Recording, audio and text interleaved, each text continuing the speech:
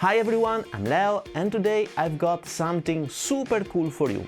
We'll be sitting down with Gianfranco Ciccolini, who is the founder of MOD Audio, and Marcos Barilatti, who is the managing director of Darkglass.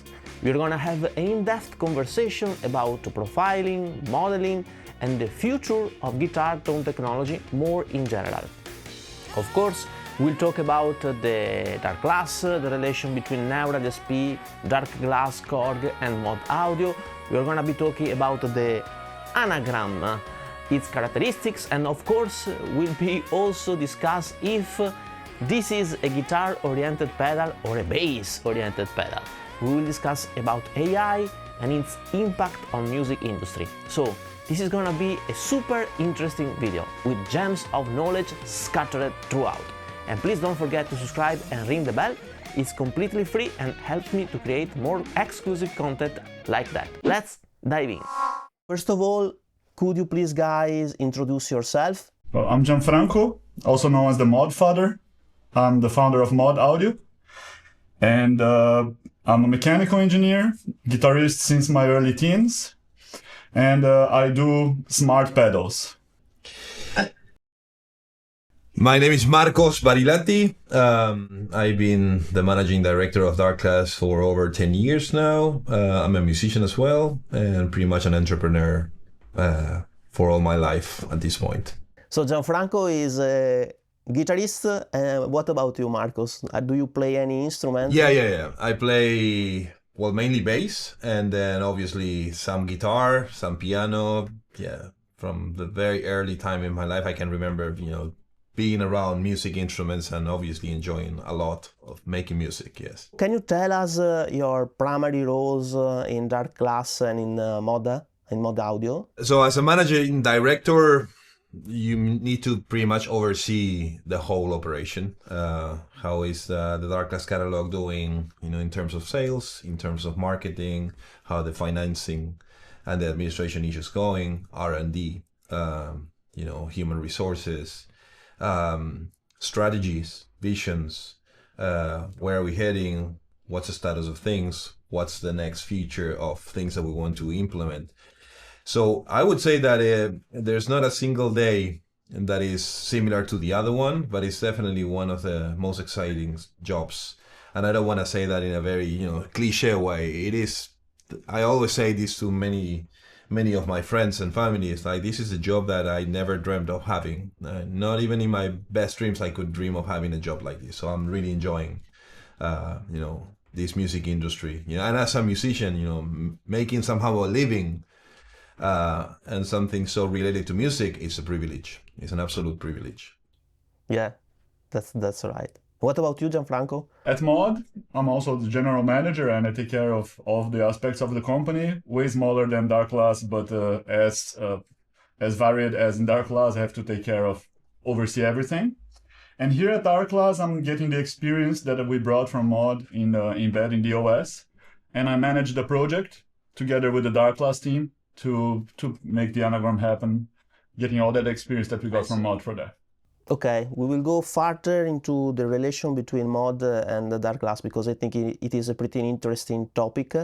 And Marco, what are the origin, the story, I would say, of Darkglass? And can you also discuss the relationship between Darkglass and Neural DSP?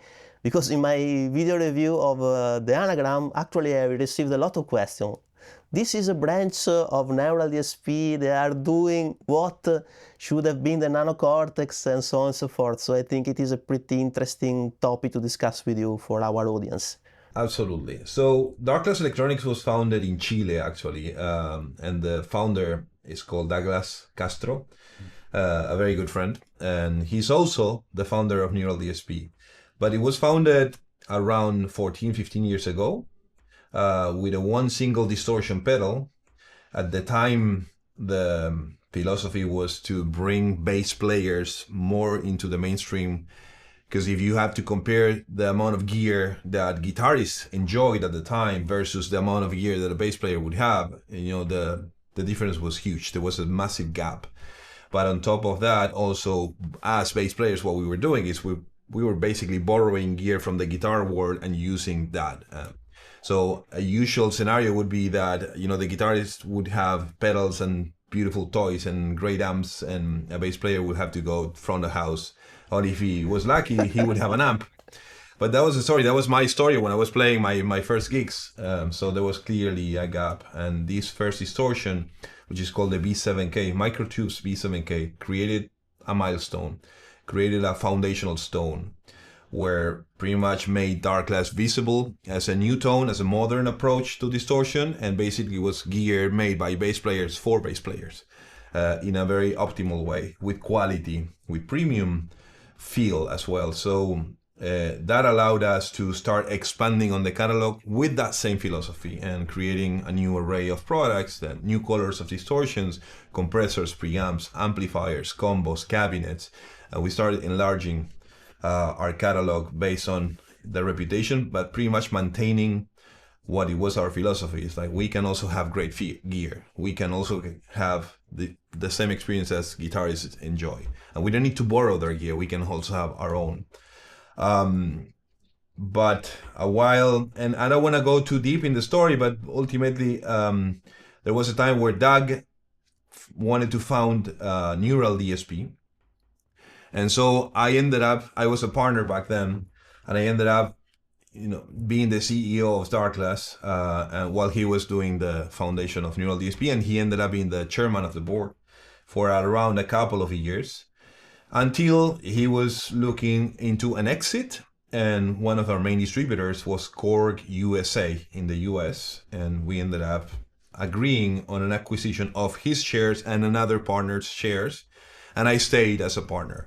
So today, Darkglass Electronics, the majority of the stakes belong to Korg USA, and I'm also a partial shareholder. And Neural DSP and Darkglass Electronics are completely independent entities since 3 years ago, but we are great friends. We are actually neighbors. Their factory is upstairs as we speak. So, you know, we have a lot of friends and colleagues, and we have a great relationship. Douglas is my friend. We hang out. We speak a lot about business, but the ANAGRAM or the products of Darkglass or the products of Neural DSP, they have no collaboration in terms of engineering or vision or absolutely nothing. And it's important to clarify this because I understand that there's a lot of confusion. But yeah, it's been already a while since we haven't collaborated at all. At the very beginning, when he was founding Neural DSP, there was a little bit of collaboration, but it's been a while that we haven't done anything together. I see there are some similarities in terms of design, because in my opinion, both the company care a lot about design, and I think it is a very important factor, but then there are very different approaches. You've gone directly with NAM, they are using their own profiling methods, they are using profiling and also modeling, so there are different approaches that actually there are similarities and differences. So I think I agree with you that it was important to clarify the roles of the two companies. You mentioned the Korg acquisition that I guess happened in 2022. I'm curious about this relationship too. So how is being part of the Korg family? I think that also Spector Bass and Aguilar are part of this family. So are there synergies, are there collaborations? For instance, I know Aguilar, and it is a great brand of bass amplifiers. So I'm curious to know if there are some sharing of information or collaboration, things like that. The idea is that there will be more. There is some. We have some products that we have been collaborating. We have been, all of us together, understanding that the three brands are part of a family and we need to take care of the three equally. But we have different R&D teams. We have different marketing teams, and we have different locations. And that's important because maybe that's not the best desire, but it actually creates a barrier. So sometimes it's not that easy to be so synergetical. Although, you know, with Korg USA, I have had the privilege of being able to make my decisions with a complete independence. So if anything, they help. If anything, they have added to the equation. But ultimately, the calls for the strategies and the visions are still remain within this area here in Helsinki, Finland. But yeah, it has been good. It has been really a good partnership, and we are enjoying good times. I mean, obviously, going into a bigger structure has its own challenges and different cultures, but we're blending and we're blending well. I see. If I may have a suggestion, I would suggest a package of non-profiles dedicated to some Aguilar bass amplifiers. I think it's on the making, Leo. I don't want to confirm, but I think that we are doing something exactly like this. Yes. Because I'm a fan. Even though I am a guitar player, I'm a fan of Aguilar amps. Just for hearing them from other, not from direct experience, because I wouldn't be able to play as they have to play. But I mean, they have a very, I guess, specific sound that honestly I like. Darkglass headquarters is in Helsinki, no? In Finland. How this location influence your company culture and product design? Being an Italian, I don't know Finland, I don't know Helsinki, I've never been there unfortunately, so I would like to know if there is some sort of connection, influence, both in the philosophy of making products and the design. By all means. This country, it's a country where we have benefited a lot. It's very easy to make business. It's very clear. Regulations are very straightforward. At the same time, we enjoy an ecosystem of engineering. There's a lot of great education. I think, it's commonly known that Finland has a high level of education, and that goes on every level. And so university has a lot of DSP engineering. There's a dedicated university for audio here. So I guess that, one of the things that has given us is the fact that we are having available resources with great engineering, very fast and easy, and these people are reachable. And so that ecosystem has helped companies like Darkglass and Neural DSP to grow a lot in their engineering.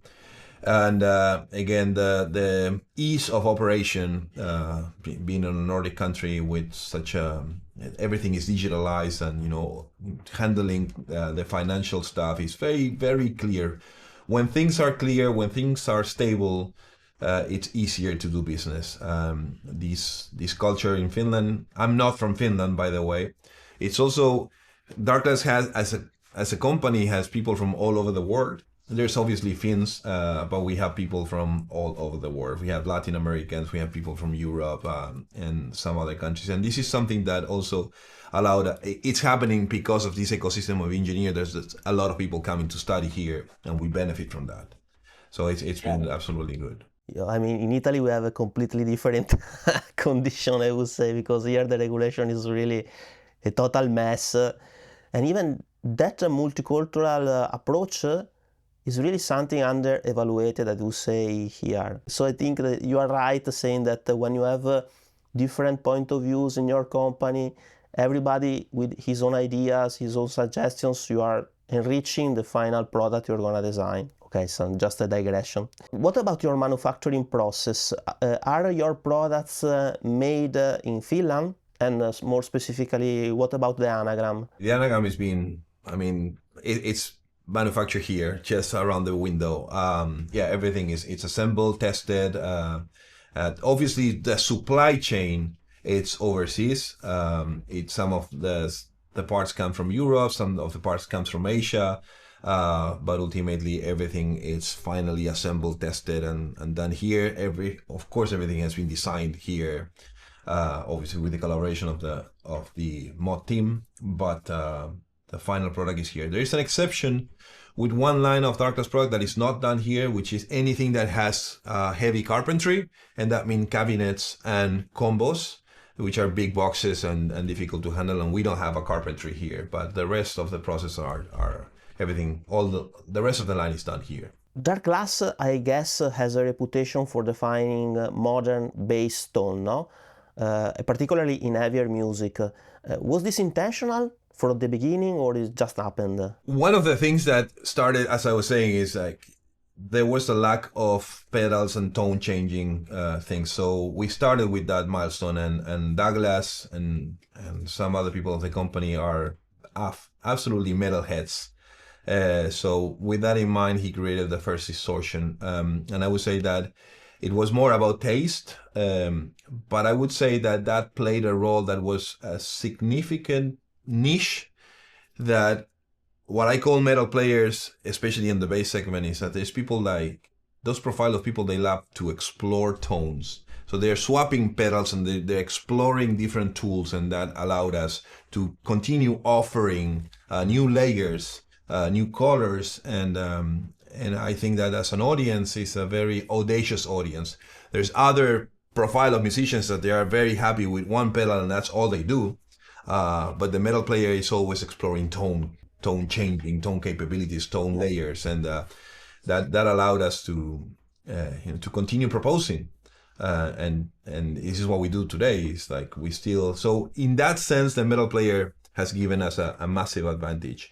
But now we're trying to obviously expand, and we have been expanding, and we are also known well for our compressors, for our clean preamps, and we do a lot of onboard preamps for instruments as well, which have no coloring.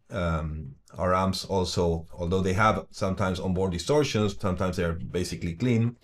So the idea is to serve more of a wider audience. But at the beginning, I would say that 100% the aim was to propose tools to the metal players. Gianfranco, how did the collaboration between MOD Audio and Darkglass come about? What was the original idea? Which were the synergies that you were thinking to obtain? I would say that we met in a moment where Marcos was searching for something. I was also searching for something, and we saw that we were searching for similar. Our searches were very complementary, so a very good match. And Marcos was in search of OS. We had an OS. We were searching for better structure, and then I think that was a very good match. What specific technologies or expertise did MOD Audio bring to develop in the development of the Anagram? We are embedding Linux in pedal-sized boxes since 2010. So there's a long time. We did our first Kickstarter in 2014. That was for the Mod Duo. And we've been building technologies around this to deploy the OS since then. And what we have today, we have what we call a kitchen. We have something to put the OS together for a machine, for a specific machine that we want in a very lean way. So we brought that into Darkglass. And once you have an OS, it's like having an actual computer. And then everything that we have for the computers, it's easy to integrate into the product. So our expertise is to get all of these code base, all of these offerings that are on the desktop world, and bring them inside the pedal. We do this very well. Let's switch a bit more on the Anagram. I think the Anagram represents a new direction for Darkglass. What inspired this multi-effects processor? As Gianfranco was mentioning, I understood that building a multi-effect from scratch, from the ground up, was financially not basically feasible. Darkglass is still a very small company.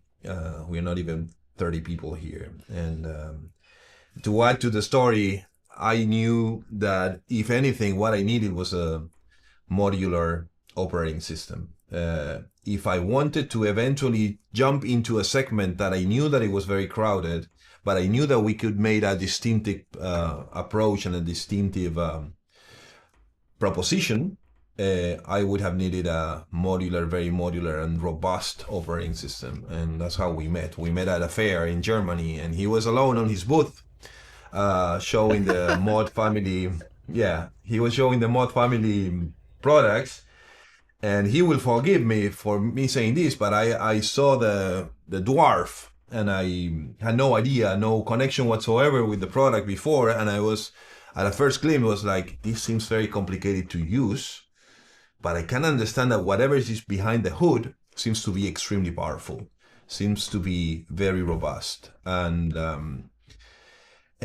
what inspired me, I knew that there were already in the market a lot of multi-effect, but no one was making a proposal for bass players by bass players. And I knew that we could unlock a lot of new features on a multi-effect. But it was hard. It was a challenge. It was very difficult to even imagine that we, as a company with the size, we could have eventually achieved such a very massive challenge. Because if somebody would ask me back then, what do I need it? I was like, well, I need to put my full R&D team allocated exclusively to start coding an operating system, which we have no experience doing, and it's going to take us 3-4 years.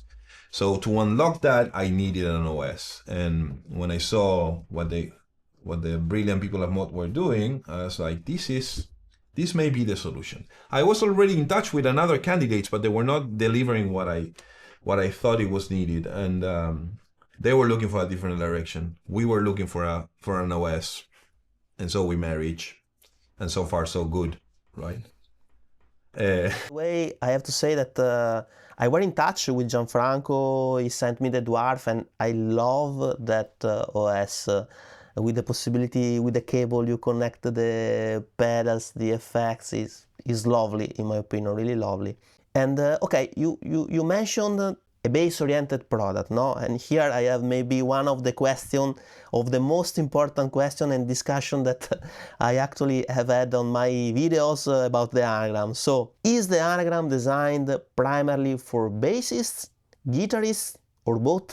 Yeah, and we have been surprised actually for the feedback. I mean, we saw it on your video. I saw the video you made. I watched it.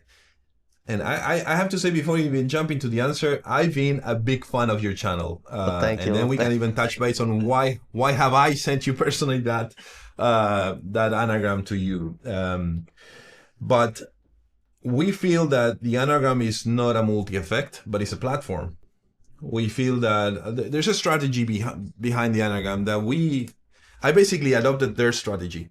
MOD had a vision when they were doing the Dwarf and were doing the family of products. And I thought the vision and the strategy was brilliant. We just needed to elevate the platform to put it into more visible mainstream. And I think that Darkglass has a bit of that. But the guitar world, it's something that it will grow if the external content grows into that direction, because what the anagram is a platform. We are about to start opening what we call the open platform, where external contributors can start adding blocks, can start adding applications, can start continue adding non-blocks, their own IRs. And the whole idea is to render the platform as a host that will bridge to external content. And this is how it's going to grow. And so I try to put this metaphor often, and you and I, we may have the same phone, but I may have on my phone more games, and you may have, for example, more financial applications, because your profile of a user is more financial and my profile is more of a gamer. Well, that's exactly the idea with the platform. Are you a guitarist? Well, then you will shape the anagram into a guitar multi-effect. I am a bass player. I will shape the anagram into a bass multi-effect. We think of the anagram as a platform that it will evolve into a multi-purpose multi-effect. So guitarists are well, I mean, when I saw your video, Leo, I was like, I'm welcoming this. This is great. This is part of the vision. But based on the mistakes I made in the past, when you're putting a product into the market, you need to have it clearly segmented. Because if you diffuse what the product is and say that it can do everything at the same time, and that diffusion, what it creates, but what is it? So it is very important for me as a marketing strategy or a communication strategy. Is like, I'm segmenting this. I'm putting the anagram into a proper and very clear position into the market. But I'm also telling that this is about to evolve in the direction that the audience wants. But is there really any specific difference in designing and developing a product targeted to bass versus another one to guitar? For instance, as I said in one of my videos, a plate reverb is a plate reverb. A FET compressor is a FET compressor.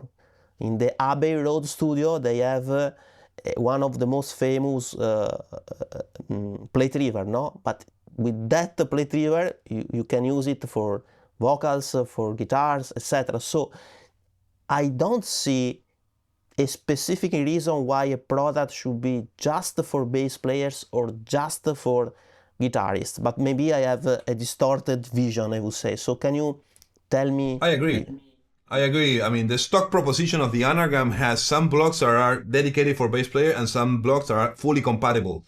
And as you said, the plate river, it's not for bass. It's for a the compressor. A compressor is a compressor. So in that sense, if we get super technical, the stock proposition could be, it's already very, very wide and compatible. It's more about a communication strategy. It was important to position the product as a bass multi-effect because we are bass players.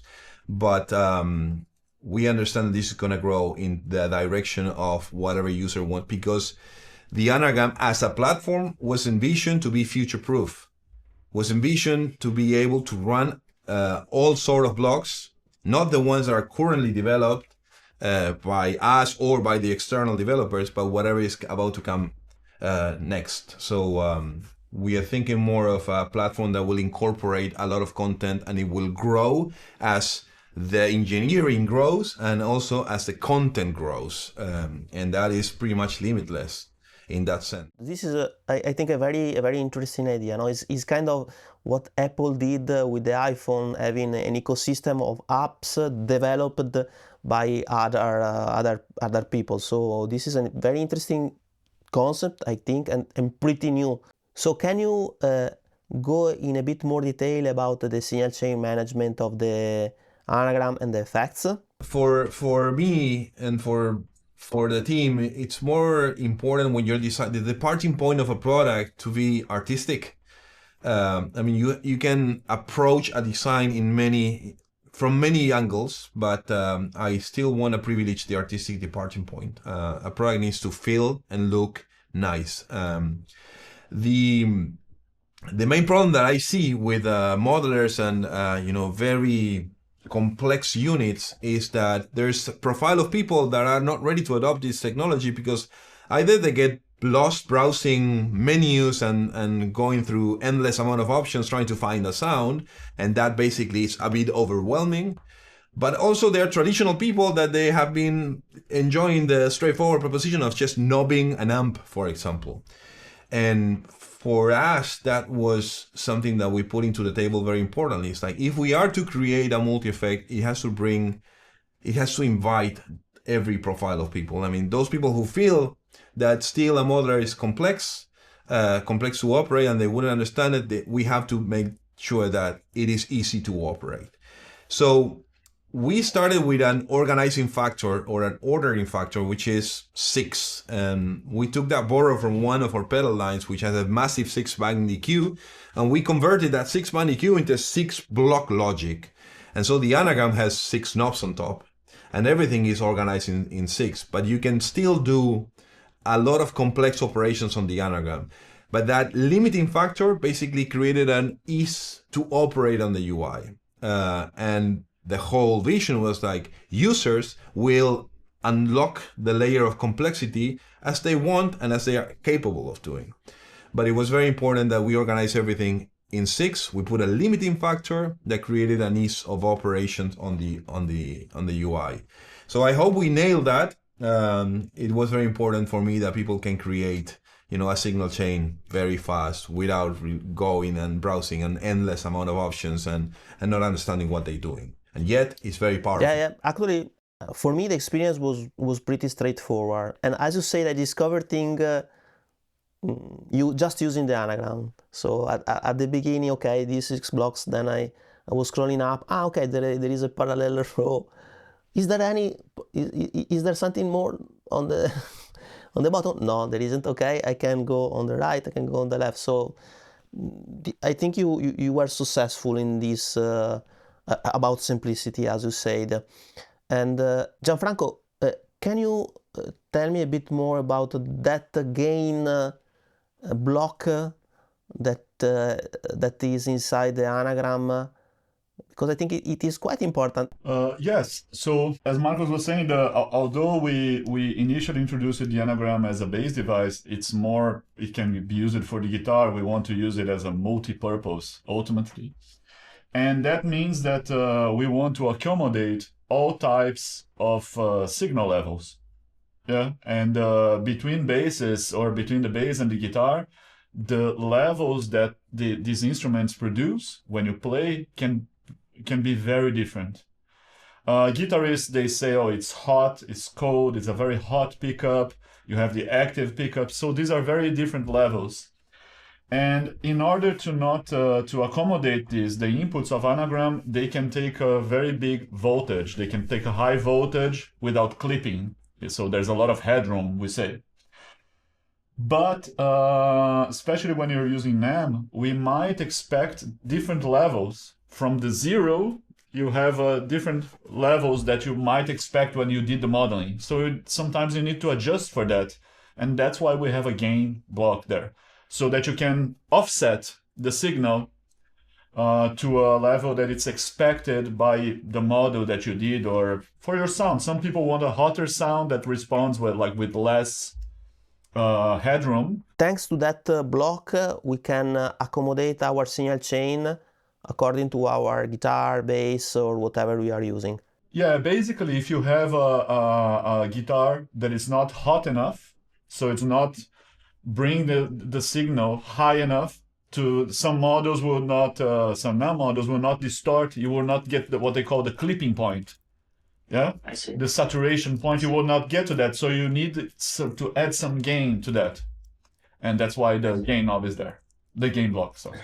Another questions, a bit more technical. What are the main problems or limitations you were developing the Anagram? For instance, I know that the NAM profiles and the NAM players are very DSP intensive. How did you solve those problems? Because the Anagram is maybe the only unit I know which is able to run 3 NAM profiles in the same preset with parallel effects, with delays, choruses. So I think it was a pretty challenging thing to be able to do. So can you talk a bit about this?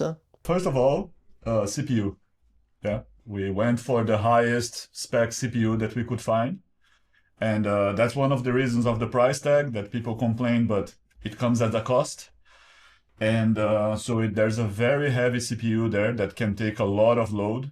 And so it can take these NAM profiles, the 3 NAMs that we can do at the same time, is because there's a very beefy CPU in it. I think that in terms of challenge, we struggled a bit to reach latencies that were like on the top tier, also performances. One of your videos that we look a lot, you have that Let's don't go too deep into that. We want to be here. No, okay, just to clarify. Yeah, no, but I it was a have joke there. taken different measures from yours. I was using a firmware that was the firmware before the official release. So just for everybody, when a new, I would say, important release will come out, we'll do again the test, and maybe we are gonna have different results. And you know, in that matter, just from our standpoint, we respect your findings. You are a very credible video maker, and we will not tell you what to say. And this is your findings, and we have no opposition to that. Period. And so, and we will respect whatever you say. And because we got the question, and I said, like, he's a credible YouTuber, and we need to have credible people reviewing gear. So I'm not, we may have a different finding, but your findings are respected. I really appreciate it, because sometimes in the relation I have with some gear builders, they think that we are for sales, I would say, So you have to, I send you the product, you have to say this, and this. But this is not the way a relation should work, even for them, because if a YouTube channel is credible, and if he can do suggestions, everybody can benefit from this. The product can improve, our community will improve. So I'm really happy with what you say, because you really understand the core of what a relationship between an artist, a tester, should be. You may have some suggestions for me, I may be wrong, for sure. I could have some suggestions for you. But if the relation starts saying, you have to say this, and this, okay, we cannot work together. Exactly, and this is how we wanted to respect it. We are also musicians, and I also go and watch your videos and others people's videos, and I want to understand that opinion, it's their sole opinion, and it's not being influenced by a promotional. And you said we never paid you for this video, which I think you deserve the money, but for me it's important that we understand that the community of influencers, they need to stay credible. Very credible. I totally agree with you. And by the way, but you have a great community, because when I saw the video about the anagram, I was thinking myself, these are great players. I'm honored to be part of this community. These people are amazing. I saw some Instagram videos, I don't remember the name. These were amazing players. So for me it is an honor to be part of this community of really great musicians. Sorry, I'm digressing a bit. No, but Leo, on that regard, you are also an amazing player. Yeah. So, it's awesome. Thank you guys. What led you to focus specifically on AMP profiling technology for the anagram? You went very straight to the NAM, I guess, direction. So why you took this direction? You think the NAM is the best profiler? You think that profiling is better than modeling? So what's your point of view? Specifically about NAM, the anagram has been electronically designed to make its own captures. And we understand that, and we are going to put that feature very soon. But for me and for us, it was more important to already connect the anagram to already very vibrant ecosystem that has mathematically the best scores, and we learned that from you, by the way. But had the vibrant community, the ecosystem with already great additions to that. And for me, it was very important to say, like, rather than growing a close ecosystem, I want to connect to already a great community, and we want to advocate for that community. And I know that that's an answer whether we go for modeling or profiling, but it's important to understand that this is a philosophy, the philosophy of, again, connecting to external users. Now you can go with the technical part. I think that there's a change there between the traditional DSP techniques and this new, what we call the black box, which is we separate the actual engine from the rich content part, which is the capturing. And that break is very important because before, when we are doing white box approach, you need a lot of DSP work that depends on the hardware. So each hardware that you're going to model, you need to go through science and etc. And when we go to this like a dual approach of capturing and then modeling, this is beautiful because on one side, on the capturing side, you can form these communities, like the NAM community or AIDA, or even Tonex and Neural with their own proprietary, but the same approach, which is capturing, which is done by music producers, people who it's as easy as as recording music. And on the other hand, you have the engine, which is a very technical, very code-intensive thing. I think that this allows these communities to appear, and that's a beautiful thing because the variety of sounds that you get, it's 1,000 times bigger. So I think this is what makes it very exciting for the product. What are the main evolution of the anagram in the coming weeks and months? So I push you to give us some dates. When is the computer app to customize our signal chain available?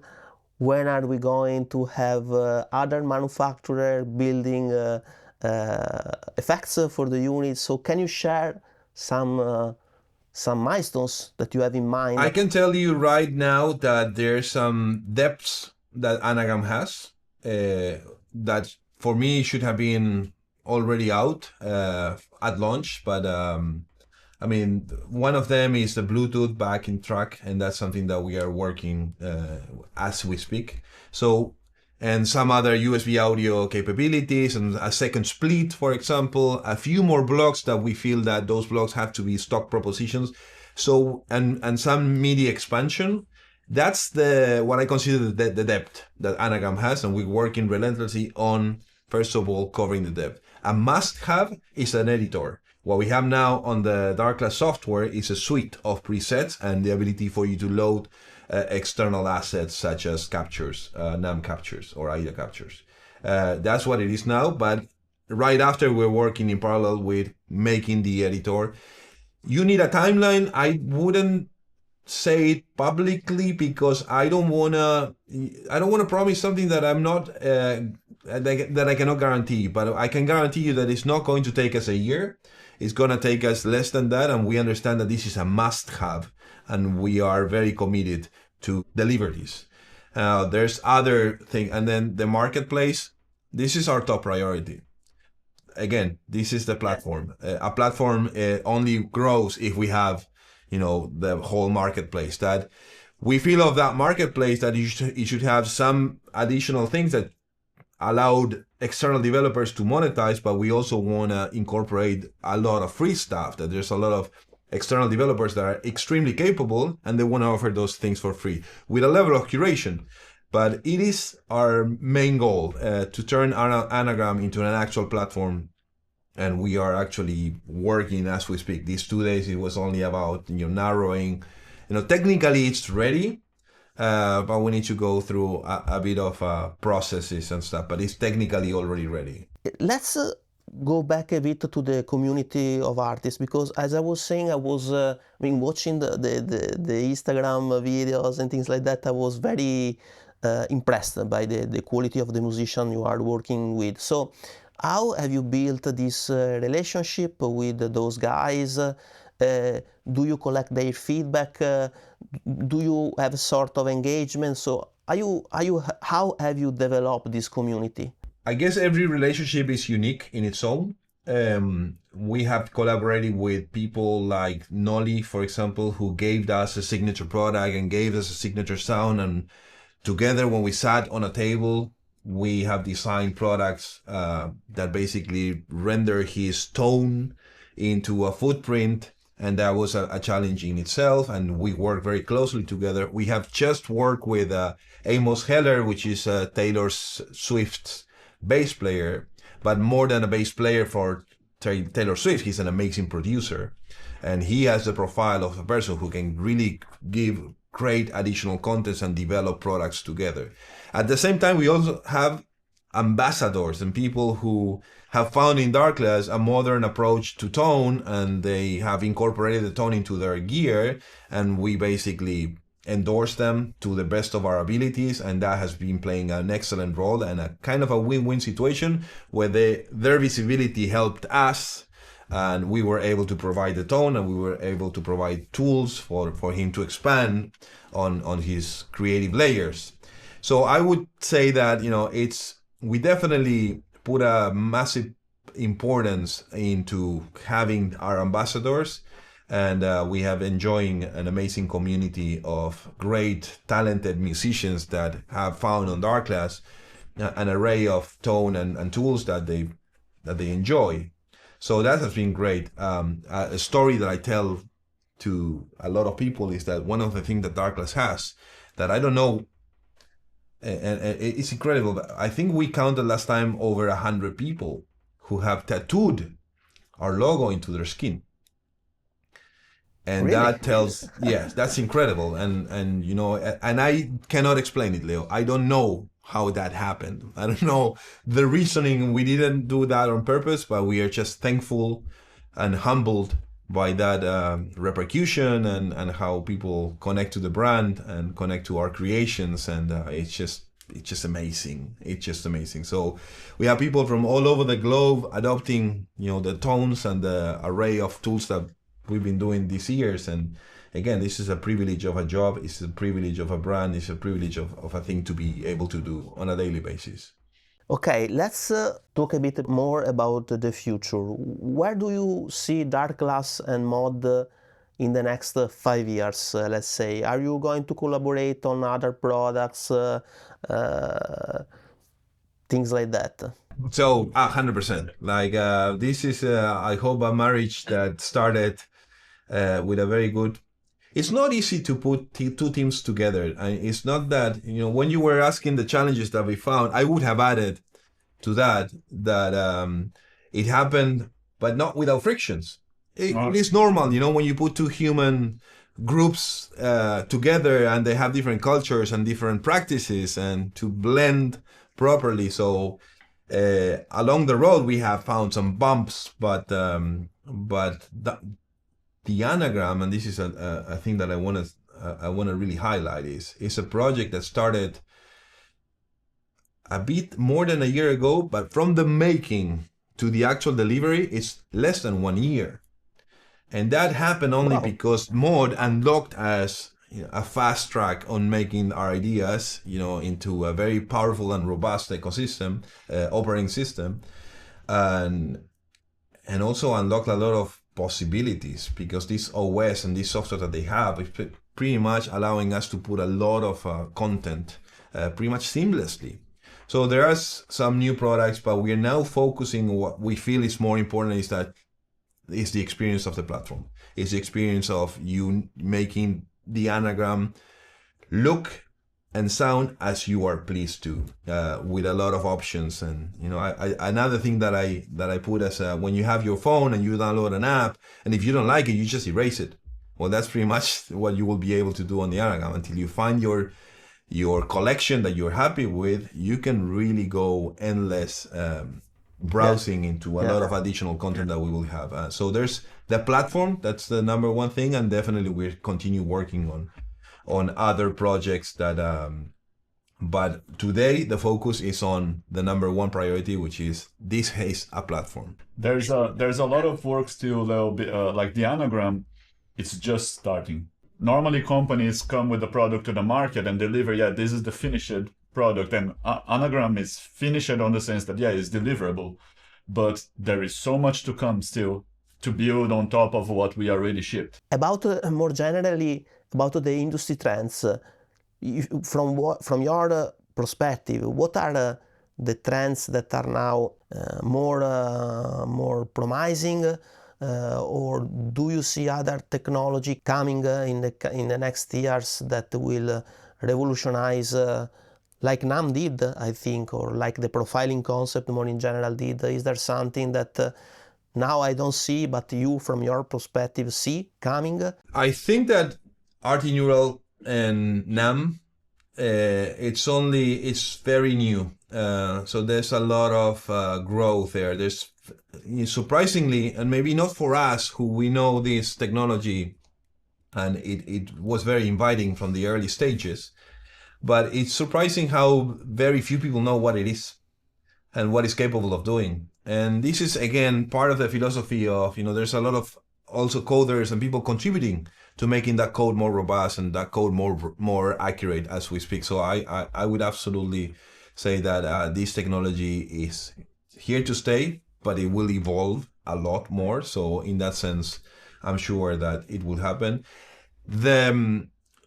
Around this technology, we'll see a lot of new content as well. And then because of this technology, we'll see a lot of products that will be implementing and adopting this technology. So we'll be seeing, I'm sure, that new creations that have been focusing on incorporating these technologies and make it run very well. So that's, for me, one of the most important trends. And again, as an ecosystem, I'm sure that we will start seeing more power cabinets, FRFRs, for example. That is something that it's very inviting for so many brands, power modules as well. But again, the trend is digital ultimately, and how do we create an ecosystem around all this digitalization of gear? Yeah. I think that AI, machine learning, this is also like AI is still it's a buzzword, but there's still a lot to come. We have this AIDA NAM, which uses machine learning to aid the modeling, so the reproducing of sound. And I believe that soon we will see also the similar technologies, not for the modeling, but actually for the signal chain. I dream about a day that I'm going to get my multi-effects and I'm going to turn it on and it's going to say, hey, check it out, this board here that I made for you. I think that we are going to see that not very far from here. I see. You introduced the AI, and here I have. I mean, I'm shifting a bit the argument, but just to get your opinion, because there are, I think, tools that can help us musicians to be more productive, to create better songs, to create better music, and there are tools that actually are going to substitute us. And I think that, I mean, this is debatable, but the red line is pretty clear. So for me, when I put a prompt asking for a song in a specific mood, this is not art. This is something that substitutes myself. On the other hand, when I have something, for instance, that helps me to create, starting from my words, from my melody, help me to create a vocal track, or help me to create a drum track starting from some guitar chords. This is actually something that is helping me to create better music faster, and so is empowering myself. So I think that really we need to have a red line that we as community of musicians, but human being, has to trace, because I don't want to outsource art to machines. So I'm curious to know your point of view. It's so crazy. I mean, at times I dream that maybe we would need to issue a human certificate. You know, right? And it sounds funny, but maybe, you know, down the line maybe we will need to start to say this is human certified. Because I agree with you. I agree. It's hard to tell. I mean, I've been using those things, and sometimes it's hard to tell whether this has been done by AI or not. And we are at very early stages, so I'm not comfortable with that. I feel that the art is what may suffer the most, and we are here because of the artists. And you know, the art is everything. The art is what stays. The art is what, you know, surpasses generations, and that's what I really want to ask that as a community we protect the most, which is the human art. Yeah, even because for me it's strange, even the idea that we as a human being want to outsource to machine maybe the best expression of us human being, which is art in every form, no? And this is totally crazy, and we are not understanding even it, no? And so, I mean, this is really something we need to better clarify, I guess, in the coming years. Otherwise, the risk is really to outsource our soul, I would say, to machines, which is something crazy. And the other thing is that, in my opinion, those tools are actually training their algorithms starting from music created by humans. And there they are selling those services without any credit to the artists. This is crazy. How it is even possible? Yeah, it's crazy. We'll hope for the best, definitely. But it's definitely I cannot say I'm super excited about this technology. I understand that it can help the creativity process, but I wouldn't be feeling comfortable if I feel sensible towards a machine creation. But I'd rather connect better to the artist, to whomever put that creation, that artistic expression. Yeah, totally agree. So I really want to thank you, Marcos and Gianfranco, for your time. It was a pleasure for me. We have discussed a lot of interesting topics, some related to the anagram, some not related to the anagram, some related to the music industry more in general. So I think I hope it's gonna be a really interesting discussion for all our audience.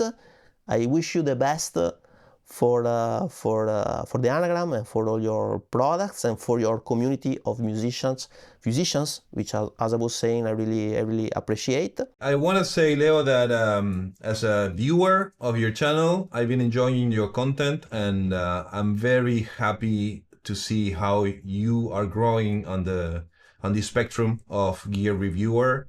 We respect you, we value as a viewer, and I'll watch every single video that you ever launch because you're putting very interesting concepts, and I think as a viewer and the community can relate to this, we thank you.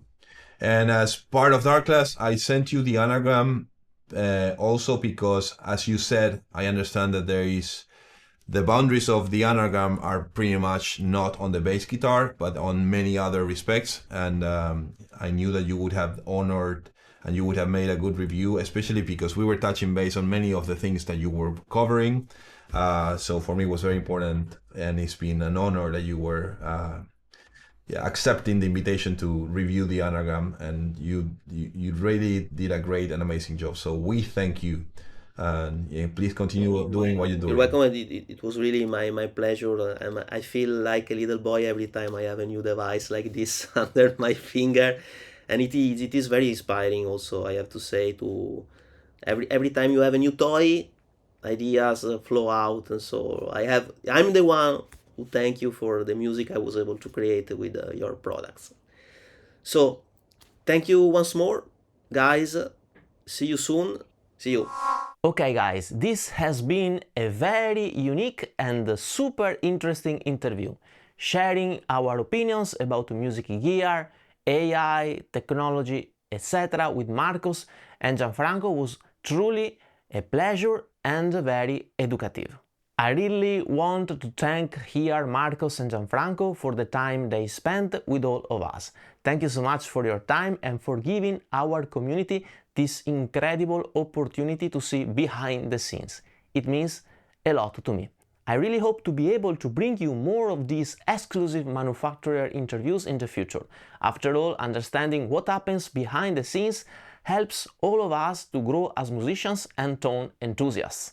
See you soon. Bye bye.